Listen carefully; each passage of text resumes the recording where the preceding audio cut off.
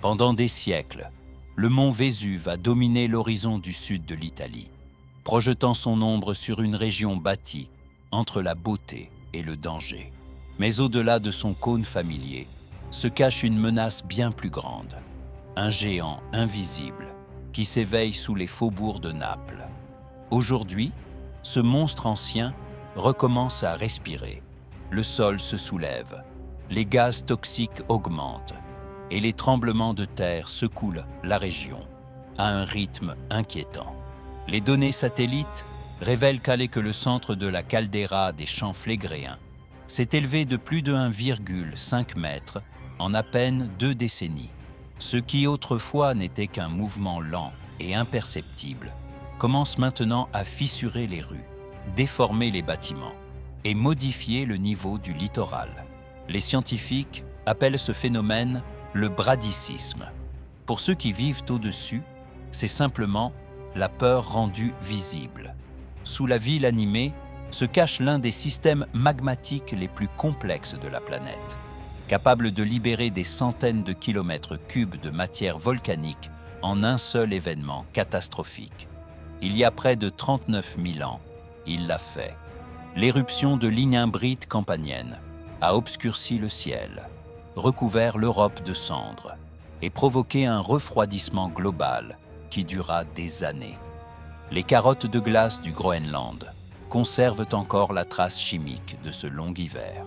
Aujourd'hui, de nouvelles mesures suggèrent que le système change à nouveau. Les concentrations de dioxyde de carbone augmentent, la composition des gaz se modifie et les événements sismiques deviennent plus superficiels. Autant de signes que le magma pourrait se rapprocher de la surface. Les experts avertissent que ce schéma ne correspond pas à un cycle volcanique ordinaire. Il ressemble plutôt à une accumulation de pression approchant de son seuil. Nul ne peut prédire quand ou si la prochaine éruption surviendra. Mais il est clair que la croûte sous Naples s'affaiblit, contrainte par les mêmes forces qui ont façonné la Terre depuis des millénaires. Plus de 3 millions de vies dépendent de cet équilibre fragile. Beaucoup sans savoir que leurs rues, cafés et maisons reposent sur le cœur fossile d'un supervolcan. Les champs flégréens ne sont pas seulement une menace géologique, ils sont un rappel. La Terre a son propre calendrier et la mémoire humaine est douloureusement courte. Chaque secousse, chaque panache de gaz est la manière dont la planète murmure que son pouvoir ne dort jamais vraiment. Commente si tu crois que la prochaine éruption ne sera pas une surprise, mais un avertissement que nous avons déjà choisi d'ignorer. Chaque tremblement est un sursaut ressenti par les familles qui tentent de dormir, les travailleurs de nuit qui remplissent les rayons et les enfants qui étudient dans des salles de classe bondées. La plupart des séismes sont faibles, mais pas tous. Par un après-midi chaud de juin, le plus fort séisme jamais enregistré dans la région, de magnitude 4,6, fit vibrer les fenêtres de tout Naples et força des milliers de personnes à se réfugier dans les rues. Pour les scientifiques, l'accélération est indéniable. La fréquence et l'intensité de ces événements dépassent désormais tous les relevés depuis la crise de 1982 à 1984, lorsque le bradicisme força l'évacuation de quartiers entiers. La poussée ascendante du sol et l'essaim constant de secousses ne sont pas aléatoires. Ils signalent une pression croissante en profondeur, une force agitée qui met à l'épreuve la résistance de la croûte. À chaque millimètre de soulèvement et à chaque pic sismique, la sensation que l'équilibre se rompt s'intensifie. Sous le terrain agité des champs flégréens, la véritable histoire se déroule hors de vue.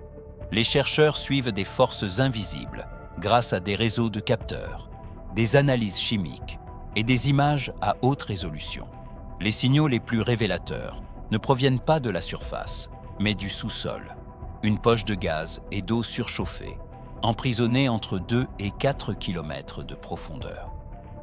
Ce réservoir agit comme un ressort comprimé, poussant vers le haut et libérant des secousses qui se propagent sous la ville. les gaz qui s'échappent des fumerolles de Solfatara et de Picciarelli racontent leur propre histoire. Les émissions de dioxyde de carbone ont grimpé jusqu'à dépasser 1500 tonnes par jour, des niveaux inégalés depuis des siècles. L'analyse isotopique révèle un mélange de sources magmatiques et sédimentaires, avec jusqu'à 70% du CO2 provenant directement des profondeurs de la Terre. Les pics dans les proportions de dioxyde de soufre et d'hélium suggèrent de nouvelles injections de chaleur et de gaz qui alimentent la pression interne. Ces signatures chimiques ne mesurent pas seulement l'agitation. Elles aident à tracer les canaux reliant le réservoir profond à la surface, révélant où le système pourrait céder. La tomographie sismique alimentée par l'intelligence artificielle a redessiné la carte du sous-sol, révélant un réseau complexe de failles en forme d'anneaux entourant la caldeira, dont certaines jamais observées auparavant. Ces failles peuvent servir de voie d'échappement au gaz et au fluide, façonnant à la fois le risque et le type d'éruption possible.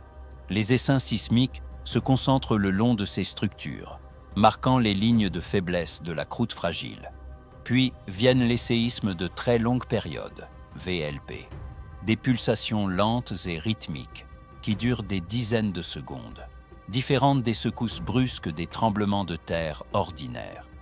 Détectées seulement ces dernières années, ces pulsations semblent provenir du mouvement des gaz à l'intérieur de fissures souterraines, résonnant à mesure que la pression augmente et cherchent de nouvelles voies d'échappement. Le fait que les fréquences VLP restent stables suggère que la roche supérieure résiste encore, mais que le système est sous tension. Dans les laboratoires de surveillance de l'INGV, l'atmosphère est passée de l'observation routinière à une tension silencieuse et constante. Les équipes se rassemblent autour des transmissions en temps réel, analysant chaque nouvelle secousse, à la recherche de signes indiquant que le système pourrait passer d'une agitation lente à quelque chose de beaucoup moins prévisible. Les données sont claires, les taux de soulèvement, la fréquence sismique et les émissions de gaz augmentent. Mais la signification de ces chiffres et la manière d'y répondre divisent la communauté scientifique. Certains chercheurs insistent sur le fait que les signaux actuels correspondent au schéma classique du bradysisme, la respiration lente d'une caldeira agitée. Ils soulignent la résonance constante des séismes de très longue période et la capacité d'autoréparation de la croûte supérieure, suggérant que le système continue de traverser des cycles de pression et de libération comme en 1982 à 1984. Cependant, d'autres avertissent que cette fois, la situation semble différente, que la pression, à la fois géologique et humaine, approche d'un point de non-retour. Commente si tu crois que la Terre essaie de nous avertir, avant que sa prochaine respiration ne devienne explosion. Pour certains experts, le risque d'une éruption catastrophique reste faible, tant que la couche de roche demeure intacte et que le gaz trouve des voies d'échappement. Leur modèle indique des décennies de préavis possibles, suffisamment de temps pour s'adapter et se préparer par étapes. D'autres, cependant, voient une menace bien plus urgente. Ils soulignent le soulèvement de plus d'1 mètre depuis 2005 et la concentration de séismes forts, à faible profondeur, avertissant que ces schémas rappellent le prélude de l'ancienne éruption de l'inimbrite campanienne. Mais cette fois, plus rapide et plus soutenue. Lors de réunions confidentielles, des volcanologues de haut niveau de l'INGV ont décrit la situation comme plus proche que jamais d'un seuil critique. Les discussions éclatent lors des réunions internes. Certains exigent des améliorations immédiates du réseau de surveillance et des alertes publiques plus rapides, tandis que d'autres appellent à la prudence, craignant de provoquer une panique massive ou un effondrement économique. Le débat est aggravé par une lutte budgétaire acharnée. Les registres financiers montrent que, même alors que la crise s'aggrave, le ministère des Finances a menacé de réduire les fonds alloués à la surveillance sismique et gazeuse de l'INGV. Des mémos internes avertissent que la perte de quelques stations seulement pourrait empêcher les scientifiques de détecter les premiers signes d'une véritable urgence. L'agence italienne de protection civile se retrouve coincée entre deux fronts, poussée par les scientifiques à agir avec des données incomplètes et par les politiciens et les entreprises à éviter les alarmes inutiles. Le souvenir de l'évacuation de 1982 à 1984 pèse, encore sur chaque décision. Pour ceux qui l'ont vécu, l'idée d'un nouvel exode massif sans données claires, ni préavis suffisant, est presque impensable. Mais l'incertitude grandit à chaque secousse, à chaque retard budgétaire, à chaque débat non résolu dans les laboratoires. Au cœur de Pouzzoles, les familles se réveillent chaque matin, au son de nouvelles fissures, traversant le plâtre et les tuiles. Les journaux des habitants décrivent des nuits sans sommeil, à écouter les tremblements, des parents comptant les secondes entre les grondements, des enfants dormant tout habillés, au cas où il faudrait fuir. Depuis la fin de 2023, plus de 120 bâtiments ont été déclarés dangereux. Des blocs entiers d'appartements à Rione Toiano et Agnano sont vides. Fenêtres scellées, portes enchaînées, sur ordre de la protection civile. Certains étaient des écoles ou des cliniques, des lieux autrefois synonymes de sécurité. À Bagnoli, 40 autres structures ont été condamnées, beaucoup face aux anciennes usines qui autrefois définissaient le quartier. Pour des milliers de personnes, la maison est désormais un lit de camp dans un gymnase ou une chambre prêtée chez des proches hors de la zone de danger. Le décompte officiel estime à près de 4800 le nombre de déplacés, dont plus de 2000 n'ont pas encore pu rentrer. Les réclamations d'assurance s'accumulent aux côtés de courriels sans réponse dans les bureaux municipaux. Dans des vidéos, les habitants montrent des fissures courant le long des murs des chambres et des sacs d'urgence près de la porte. Beaucoup expriment le sentiment croissant que les autorités ne disent pas toute la vérité, que chaque nouvelle inspection apporte plus de doutes que de réconfort. L'air lui-même est devenu une menace. Lors des émissions soudaines de gaz en mai et juin 2025, les hôpitaux de Pouzzoles et de Bagnoli ont enregistré une augmentation de 48% des admissions pour problèmes respiratoires. Les enfants et les personnes âgées, en particulier ceux vivant à moins d'1 kilomètre des fumerolles de Solfatara, ont été les plus touchés. Les services hospitaliers ont été remplis de cas d'asthme, de bronchite et de pneumonie volcanique. Les registres hospitaliers ont recensé 342 admissions en quelques semaines, presque le double de la moyenne saisonnière. Pour beaucoup, le danger n'est plus seulement dans le sol qui tremble sous leurs pieds, mais dans l'air qu'ils respirent. Les plans d'évacuation existent sur le papier, mais la réalité est décourageante. Les routes principales quittant Pouzzoles peuvent, en théorie, évacuer 120 000 personnes par heure. Les trains ajoutent une capacité de 18 000 de plus, et les ferries du port environ 6 000. Mais ces chiffres dépendent de conditions parfaites, sans route bloquée, sans panique, sans réplique. Lors des exercices, les planificateurs avertissent que le chaos réel pourrait réduire cette capacité d'un tiers ou plus.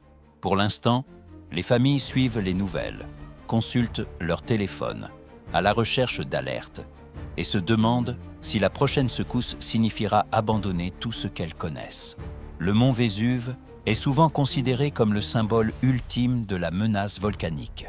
Une montagne qui a enseveli Pompéi sous des mètres de cendres et de pierres ponces en une seule journée. Mais face au véritable potentiel des champs flégréens, le Vésuve devient un acteur secondaire sur une scène bien plus vaste. L'éruption qui détruisit Pompéi libéra environ 3 km3 de matière. Campi Flegrei a libéré plus de 300. Like si tu penses que l'Europe ne comprend toujours pas l'ampleur de la force qui dort sous Naples.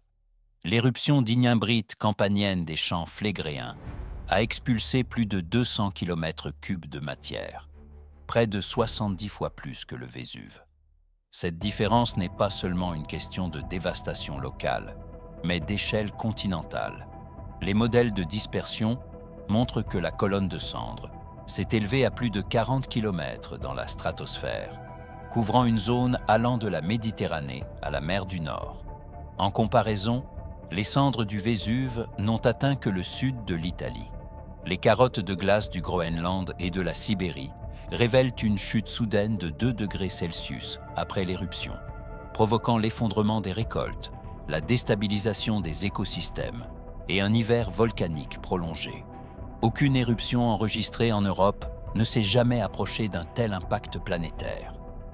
Aujourd'hui, alors que Pouzzoles et Naples tremblent à nouveau, les responsables de la protection civile se retrouvent face à la même question. Comment agir avant que le sol ne le fasse? Les autorités parlent d'élargir les réseaux de capteurs et les stations GPS. Mais les améliorations restent en cours, jamais achevées. La transparence promise s'est transformée en silence. Les rapports ne sont publiés que lorsque les événements l'imposent. Pour les habitants, l'inquiétude grandit à chaque secousse, à chaque retard. En 2024, le sol s'est soulevé de 1,4 m. Plus de 450 séismes ont été enregistrés en un seul mois. Et les émissions de gaz ont atteint des niveaux inédits depuis des siècles. Les scientifiques s'accordent à dire que ce sont les mêmes signaux qui ont précédé la super-éruption d'il y a 39 000 ans. Mais personne ne peut dire ce qui viendra ensuite. Pour l'instant, la vigilance et la transparence demeurent les seules défenses face à une force qui a déjà changé l'histoire une fois. Commente si tu crois que l'Europe n'est toujours pas prête à affronter le géant endormi sous Naples.